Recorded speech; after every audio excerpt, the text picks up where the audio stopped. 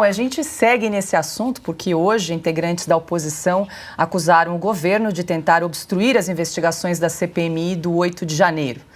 Nas redes sociais, o senador Flávio Bolsonaro chamou o caso de queima de arquivo. O senador Eduardo Girão entrou com um requerimento para ter acesso ao contrato do Ministério da Justiça com a empresa que faz a gestão do circuito de câmeras da pasta. Pelas redes sociais, Girão afirmou que, abre aspas, a cada dia vai ficando evidente a verdade. A omissão do governo federal em relação aos atos de 8 de janeiro que poderiam ter sido plenamente evitados, fecha aspas.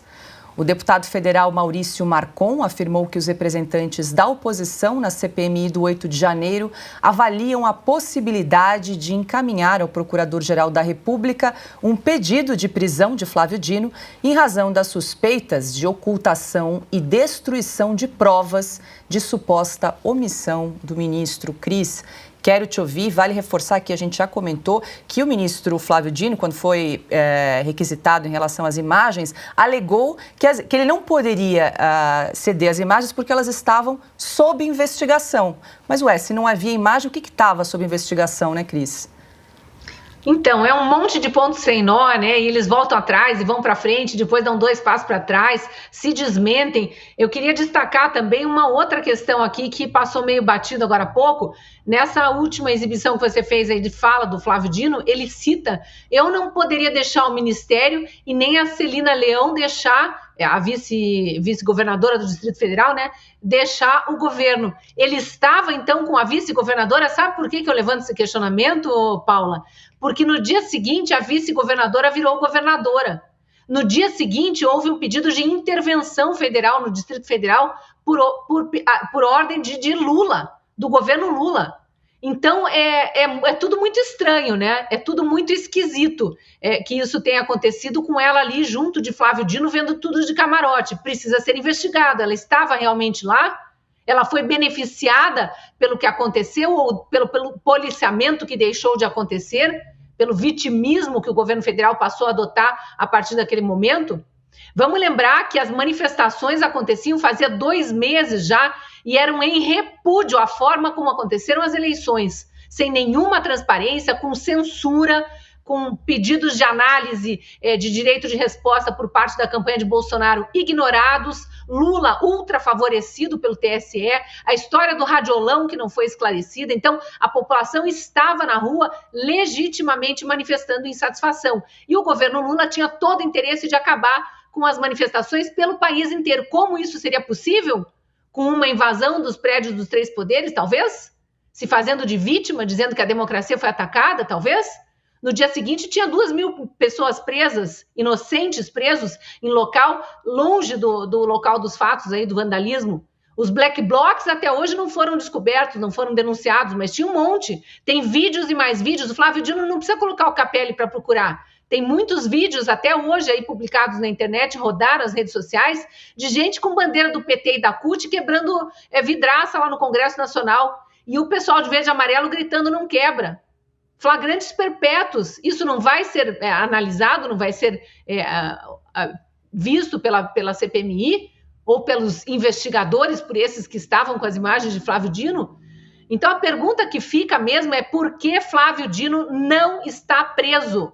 Assim como a gente tem perguntado por que G. Dias continua solto. Anderson Torres ficou 4 meses preso, nem estava no Brasil em 8 de janeiro, e ficou 4 meses preso a título de pode apagar provas, pode coagir testemunhas. E esses dois, General G. Dias e Flávio Dino, estão fazendo o quê? As provas a gente fica sabendo agora que já foram apagadas. Falta agora coagir testemunhas? É só isso que estão esperando? Por que os dois não estão presos? Essa é a pergunta que a gente tem que fazer.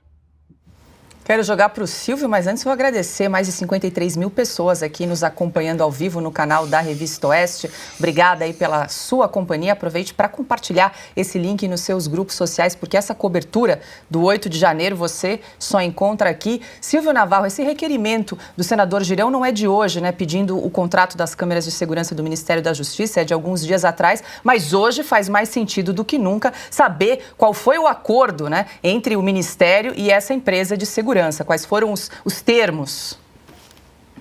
Com certeza, Paula. Eu ainda acho que é tudo uma balela, porque Brasília ficou em suspenso a partir daquele momento, a partir do dia 8 de janeiro, principalmente os órgãos públicos, todos, por causa de uma decisão do Supremo Tribunal Federal. Agora, eu queria chamar a atenção para 2 pontos. Primeiro, ocultação de documentos, destruição de provas. Isso corresponde aos artigos 282 e 302 do Código de Processo Penal para prisão preventiva, algo que está sendo aplicado contra os auxiliares do ex-presidente Jair Bolsonaro praticamente todos os meses. Temos vários casos. Vamos ver se será aplicado em relação ao senhor Flávio Dino. Segundo, aqui por sintonia, a Cris, antes da Cris falar sobre a vice-governadora Celina Leão, que foi citada pelo Flávio Dino nesta coletiva, eu não tinha visto esse trecho da coletiva.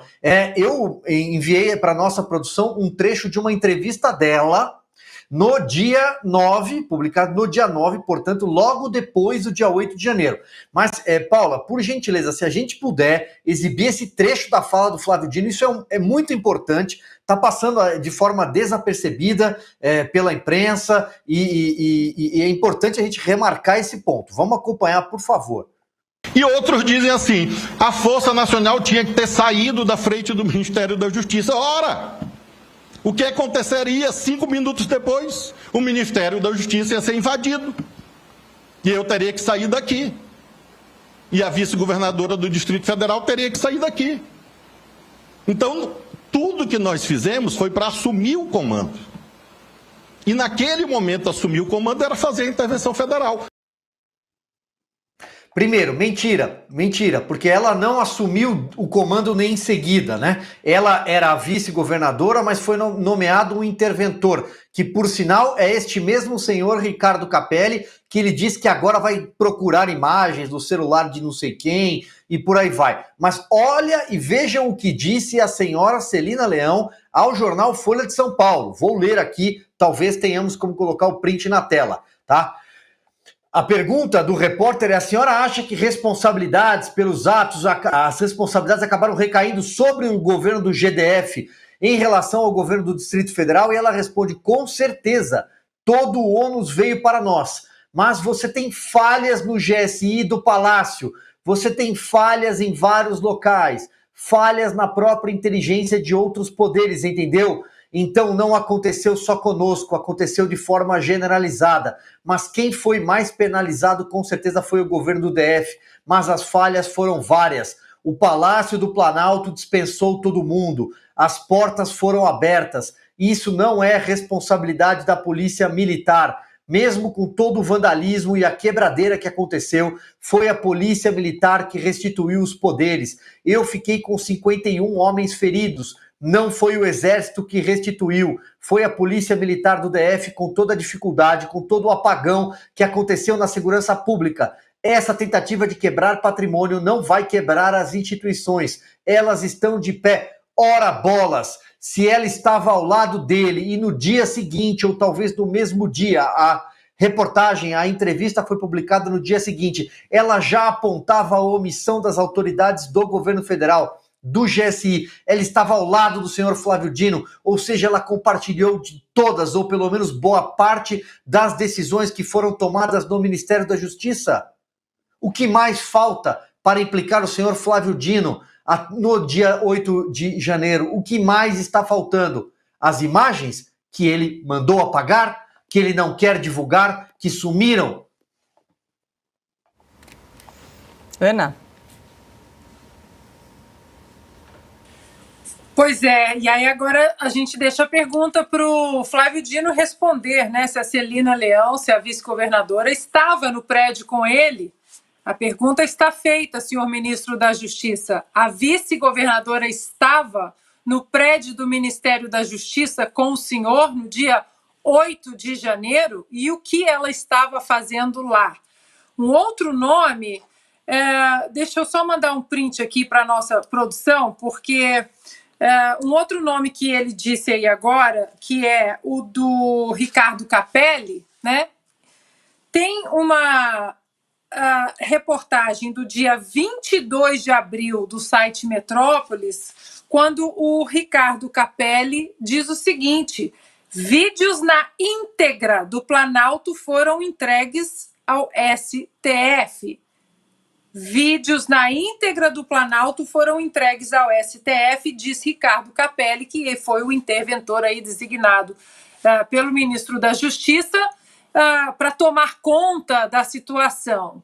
Se os vídeos foram entregues ao STF, o STF não tem que se pronunciar também? Senhor Alexandre de Moraes, os vídeos foram entregues na íntegra para o senhor ou para o STF, como afirma o senhor Ricardo Capelli no dia 22 de abril? Ou os vídeos foram apagados, ou só alguns vídeos foram entregues? Eu acho que o STF precisa se manifestar em algum momento. E aqui, Paula, como nós somos um disco arranhado, porque a imprensa carcomida e de joelhos para este sistema corrupto não tem memória mais, eu vou pedir para a nossa produção rodar mais uma vez o espetacular vídeo do deputado Felipe Barros, que coloca o dedo na ferida na CPMI em relação às câmeras em torno do Ministério da Justiça. Vossa Excelência disse que nós temos que ter certeza se haviam outras câmeras no entorno do Ministério da Justiça. Eu gostaria de pedir para que disponibilizasse o vídeo, porque eu solicitei à minha equipe que andasse no entorno do Ministério da Justiça e fotografasse todas as câmeras que eles encontraram. Essa foi a única câmera que foi enviada pelo Ministério da Justiça. Essas outras câmeras não são do Ministério da Justiça, mas também poderiam contribuir com essa CPMI, são do Ministério da Infraestrutura. Essas já são do Ministério da Justiça. Mais uma do Ministério da Justiça que não foi disponibilizada para essa CPMI. Mais uma outra câmera do Ministério da Justiça, que não foi disponibilizada. Outra câmera do Ministério da Justiça que não nos foi enviada. Mais uma câmera do Ministério da Justiça que não nos foi enviada. Mais outra! Mais outra câmera do Ministério da Justiça que não nos chegou. Mais uma câmera, meu Deus do céu, do Ministério da Justiça que não chegou até essa CPMI. Outra câmera que não chegou até a gente. Mais uma câmera do Ministério da Justiça que Flávio Dino está escondendo dessa CPMI. Mais uma câmera que não nos chegou. Outra câmera do Ministério da Justiça que não chegou a imagem até a gente. Mais uma câmera do Ministério da Justiça. Mais uma câmera do Ministério da Justiça. Outra câmera que não nos chegou. Essa outra não é do Ministério da Justiça, essa última. Essa outra também. Agora, ao todo, nós temos mais de 10 câmeras que a minha equipe foi tirar foto na sexta-feira, senhor presidente.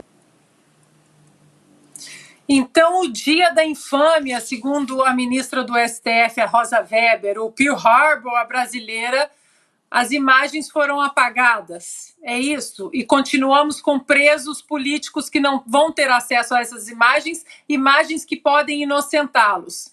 Dona Rosa Weber, sabe qual é o dia da infâmia? 30 de agosto de 2023. Agora, 18 horas 38 minutos, 58 mil pessoas nos acompanhando ao vivo no canal da Revista Oeste.